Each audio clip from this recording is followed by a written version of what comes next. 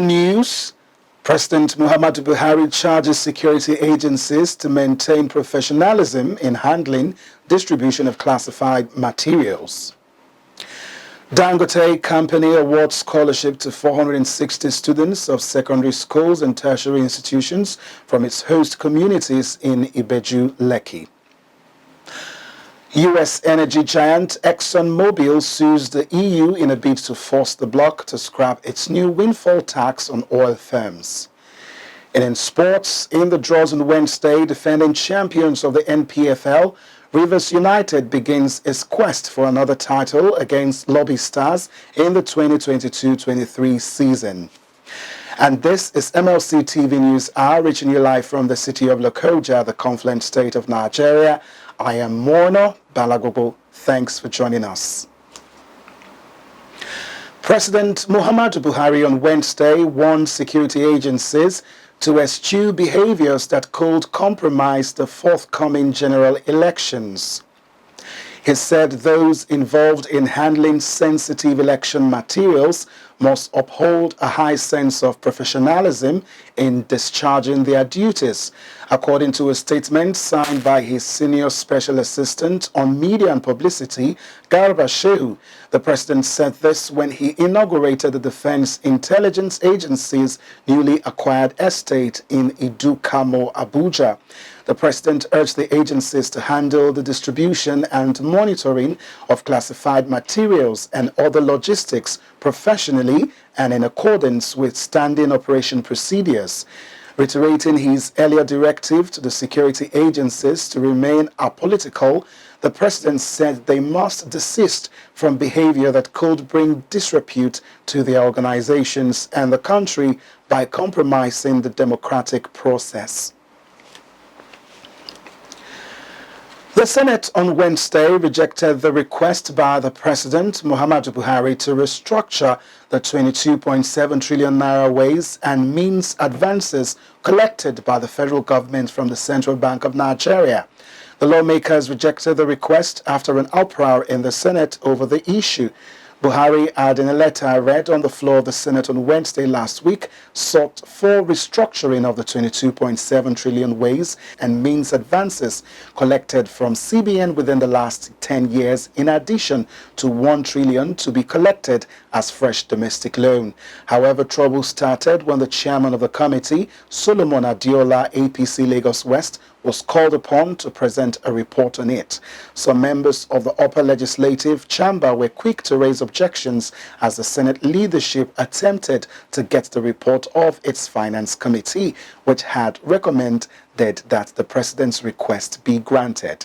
Betty Apiafi, PDP Rivers, was the first to rise against it through the constitutional point of order, saying ways and means of expenditure are not known to the Nigerian Constitution. Some of the senators expressed their opposition to the report by grumbling while it was being presented by Adiola. Judge Thompson Sekibo, APC Rivers State, raised a constitutional point of order to explain why the ways and means unconstitutional. He informed the Senate that the action of the president was also in breach of the CBN Act, the Senate standing rules, just as it attacked the privileges of the Senate and the National Assembly. Senate President Ahmed Lawan attempted severally to get the Senate to accede to the president's request, but it failed because of the depth of information and argument adduced by Sekibo. Dangote Petroleum Refinery and Dangote Fertilizer Limited have awarded scholarships to 460 students of secondary schools and tertiary institutions from its host communities in IBEJU, LEKKI, Lagos State. The scholarship, which is part of their corporate responsibility, was presented to 443 secondary school students and 17 tertiary institution students. According to a statement from the companies, the scholarship had become an annual event meant to contribute the educational development of the people and position them rightly in the scheme of things in Lagos and Nigeria in general. The scholarship was presented by the Group Executive Director, Strategy Capital Projects and Portfolio Development, Dangote Group, Davakuma Edwin, who described education as the passport to the future, adding that investment in knowledge yields the greatest dividends for mankind. Edwin described the scholarship as part of the company's education intervention initiative for indigenous students of host communities impacted by its businesses. He said in 2019 we executed a pilot of the scholarship program where 51 secondary school students from our 15 host communities were in IBEJU LEKKI were awarded. However, they could not hold the second edition in 2020 due to the incidence of COVID-19 and its associated effects, not only on businesses, but on every household. They congratulated the beneficiaries and enjoined them to continue to work hard at their studies, strive to achieve excellence in all that they do, and never stop giving their best. Edwin further encouraged the awardees to make the most of the opportunities and to always strive for excellence. And also speaking at the presentation, the traditional ruler of Lekki, Onileki of Lekki Land, Oba Laisim Ogumbekun, thanked Dangote Group for the scholarship, which he described as a blessing to the communities. The United States, through the U.S. Agency for International Development, is providing $5 million in humanitarian assistance to support people affected by flooding in Nigeria. USAID had initially supported Nigeria with $1 million in life-saving and following the devastating floods. The floods displaced at least 2.4 million people, destroyed hundreds of homes, damaged more than 1.6 million acres of farmland. More than 660 people lost their lives. However, according to a press statement made available to journalists on Wednesday, the new funding will reach more than 225,000 people in 7 highly affected states with critical aid, including emergency shelter, water, and sanitation to protect against waterborne diseases, hygiene kits to promote safe and healthy practices, multipurpose cash for families to purchase what they need to recover, and other complementary assistance to promote economic recovery in communities impacted by the devastating floods. The United States Ambassador to Nigeria, Mary Leonard, promised that the United States will continue to throw its weight behind Nigeria during difficult times. In the fiscal year 2022 alone, the United States is said to have provided more than $406 million in life-saving multi-sector assistance to people most affected by conflict and food insecurity. The Commandant General, Nigerian Security and Civil Defense Corps, CG Ahmed Abubakar Audu, in the last CG's quarterly conference for the year 2022, gave a marching order to zonal commanders and state commandants to stop the attacks on the facilities or materials of the Independent National Electoral Commission, INEC, in the country. The CG further stated that the conference, which was recently held at the national headquarters, Sauka, Abuja, that by the virtue of the acts establishing the corps, it was the corps' duty to provide security and protection for critical national assets and infrastructure belonging to the 3 tiers of government: federal, state, and local. Furthermore, it was in the light of the above that the NSCDC, Lagos State Commandant of Corps CC Adenabu Okoro Eweka, immediately moved to deploy armed personnel to beef up security in the 2 INEC offices located at Sabo, Yaba, and Surulere area of the state. The new NSCDC attaches to the INEC facilities in the state were led by Deputy Superintendent of Corps Afolabi Muhyiddin, who presented the newly deployed personnel to the INEC authorities Wednesday, 27th December. DSC Afolabi Muhyiddin further stated that they were warmly welcomed by the INEC authorities, who received the move of the state commandant with great enthusiasm and accepted to work in close synergy with the command in order to prevent the usually experienced occurrences of crime, such as burning of offices, snatching and destruction of electoral materials, violence against INEC staff, mob actions, rival differences, political rascality, gangsterism and hooliganism during and after electioneering processes in the country. Finally, CC Edenabu Okoro also charged the newly deployed personnel to INEC officials in the state to familiarize themselves with all the security agencies at the facilities to perform their duties with great caution and ensure they pursue common goals in a view to get cheap and clinical operational results during and after the elections without blemish. And now to stories in politics. The Accord Party gubernatorial candidate in Akwa Ibom, Kofi, has vowed to make youths gainfully employed instead of surviving through blackmail. Kofi, who stated this while interacting with newsmen in Uyo, decried the youths were being used by some politicians to run down other persons before giving them any favor. He stated that his vocational skill agenda will address the sad situation and upcoming youths from liability to an asset. He said he has seen that graduates are struggling to survive, struggling to get into public sector, struggling to get into civil service, and they find it very difficult even to get into private businesses because they don't have a godfather or a push. He said the population is growing, but our youths are still without jobs. If you go to doing very well, but when they finish, they don't have work to do. The Guber candidate said what came to his mind was to establish many cottage industries looking at the model of China and produce what everybody is using every day. He said there are plans to look at industries that will take between 5 and 4 months to establish so that they can empower the people. He said another aspect is that they are going to look critically into vocational training.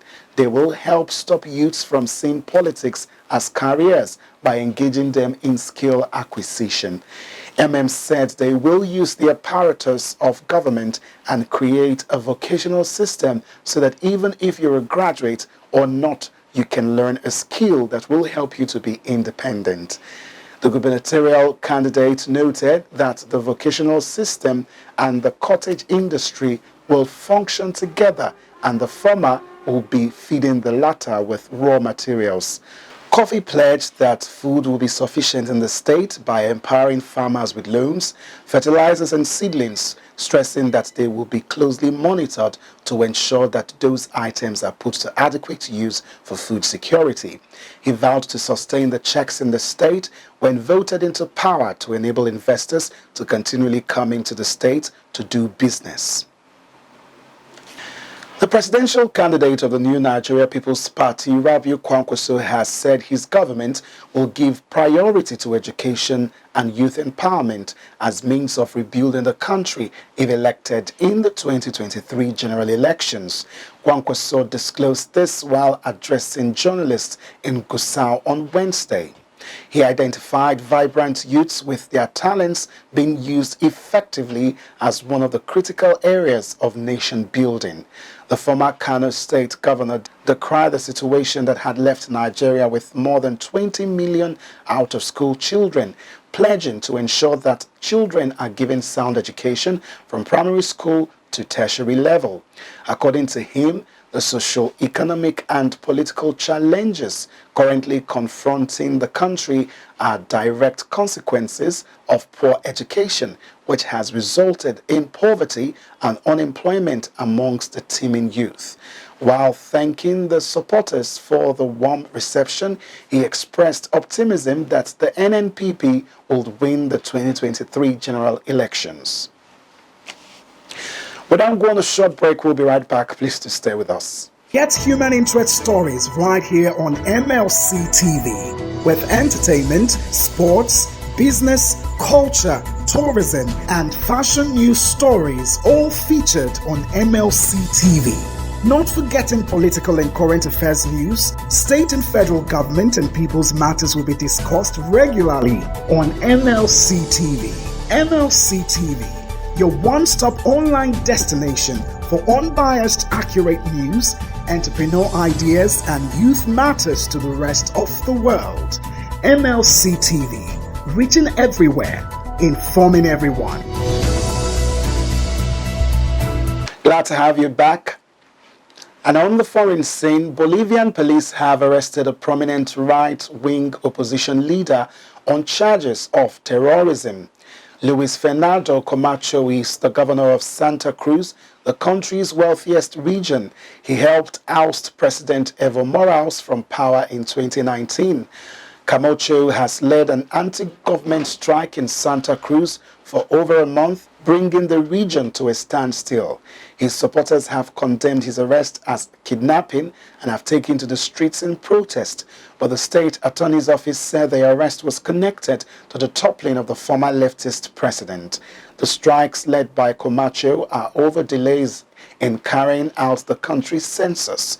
The census would likely result in Santa Cruz, which has long locked horns with highland political capital La Paz, securing more tax revenues and political power. The census is scheduled for 2024, but protesters want it held next year. Graciela Ortiz, an assistant for Camacho who was with him during his arrest, said white patrol van intercepted their vehicle. Upon being arrested, Camacho was taken to a local airport to be flown to La Paz, local media reported. As news of the arrest spread, his supporters took to the streets, setting up barricades and setting fire to the regional prosecutor's office, according to the AFP news agency. Protesters also descended on Santa Cruz Viru Airport in an apparent attempt to prevent Camacho from being taken to another location. U.S. energy giant EXXONMOBIL is suing the EU in a bid to force the bloc to scrap its new windfall tax on oil firms. A windfall tax is imposed on firms that benefited from something they were not responsible for.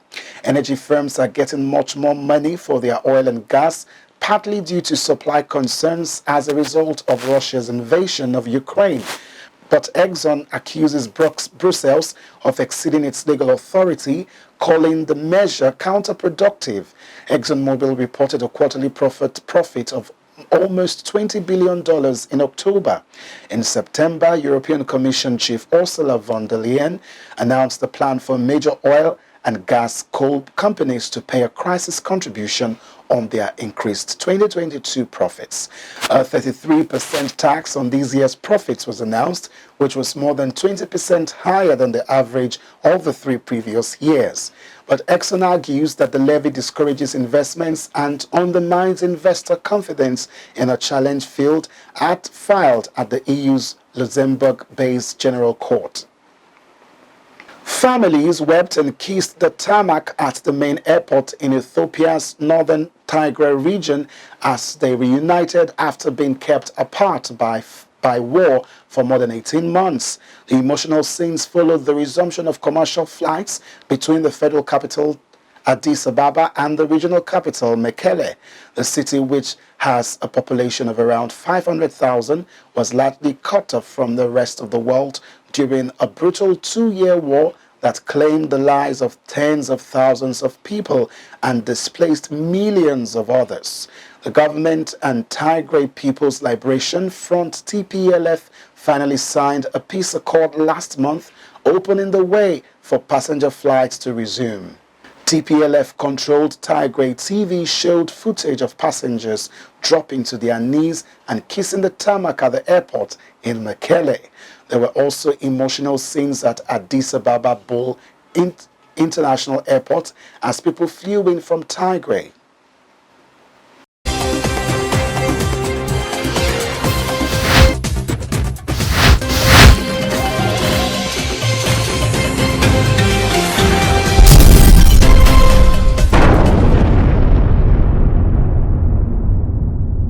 And now to sports news. Defending champions of the Nigerian Professional Football League, Rivers United will begin its quest for another title against LOBI Stars of Makurdi in the 2022-2023 season as the draws for the much-debated and breached league was conducted in Abuja on Wednesday. There have been hot exchanges between the interim management committee of the league and the clubs over the format of the Nigerian top flight, which its previous season ended in July. At the event held in Abuja, the 20 clubs were divided into groups A and B of 10 teams, each as the team will commence on January 8th 2023 and in May as projected by IMC. According to the proposal of the IMC, a Super 6 playoff between the top 3 clubs in each group at the end of the regular season will determine the champions of the season. The 2022-2023 NPFL winners will earn 100 million naira, while the clubs will be given a takeoff grant of 110 million naira each. Reigning men's singles champion Rilwana Kambi will face teenage sensation Matthew Kuti in the quarterfinal of the ongoing Molade Okoya Thomas Table Tennis Championship at the Telslim Balogun Stadium. Both players were unbeaten in the group stages of the competition, while Kambi is aiming to win his 3rd title this year, having won the 2016 and 2021 edition of the competition. Kuti is seeking to win his first. Also, Bose Odusonya, who is presently the most successful player in the history of the competition, has vowed to hold on to the title. Odusonya has won the last 7 editions of the tournament as she hopes to put the disappointing outing at the National Sports Festival behind her.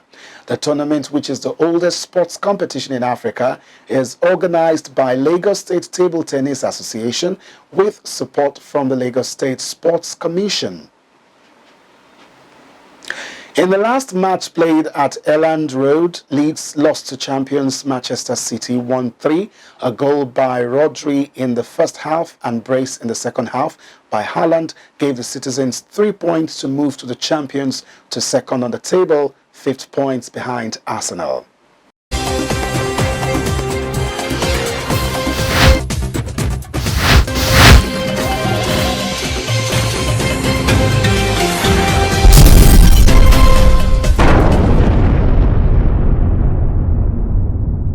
And now to entertainment news update. Let's now join Joy Dada for the update.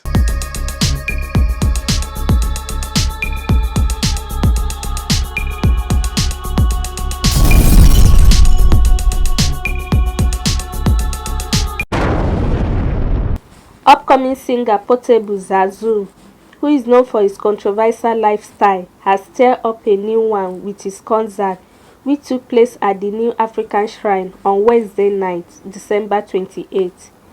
A video from the event showed the moment Portable entered a coffin, which was then carried to the stage where he came out to begin his performance.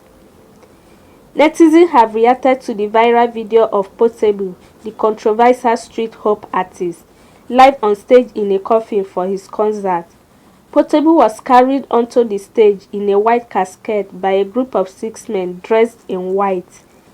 The casket was then jolted around mid-air in a ritualistic manner before being dropped for Portable to emerge in a grand entrance reminiscent of The Undertaker. Recall that the self-described Wahala musician recently used his social media platform to display his latest set of face tattoos. In the posted video, it appeared that the tattoo on the right side of his face, near his ear, resembled the shape of a coffin. However, a number of individuals expressed concern about how the coffin appeared. Though many has praised the singer PR team, many are saying that the singer's public display of affection for coffins has an ulterior motive. And that is all on our entertainment news today. I am Joy Dada reporting for MLC TV.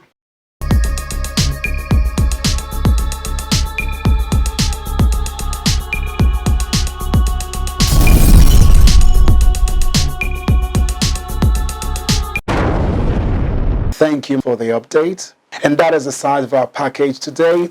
Join us tomorrow at this same hour to watch our news as we give you updates on happenings within and across the globe. Don't forget to subscribe to our YouTube channel, Malachite TV, like and follow us on our Facebook page, MLC TV, Instagram, MLC TV 2021, and Twitter at MLC TV 1. For your event coverage, information, contribution, and adverts and sponsorship, please call any of the numbers displayed on your screen. It's Malachite TV, reaching everywhere, informing everyone. I am Mono Balagwebo. Please continue to be your brother's keeper to build a united and peaceful society together. Once again, thank you for watching and have a blessed day.